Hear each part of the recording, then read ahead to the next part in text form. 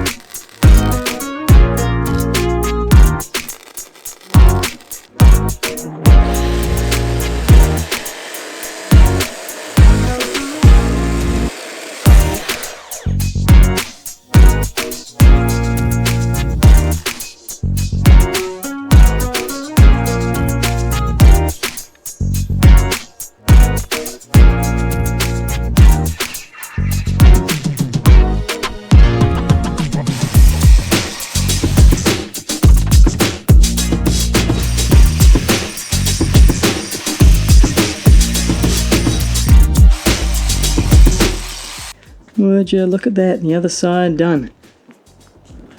That looks nicer at its full width. That's a better sized trailer.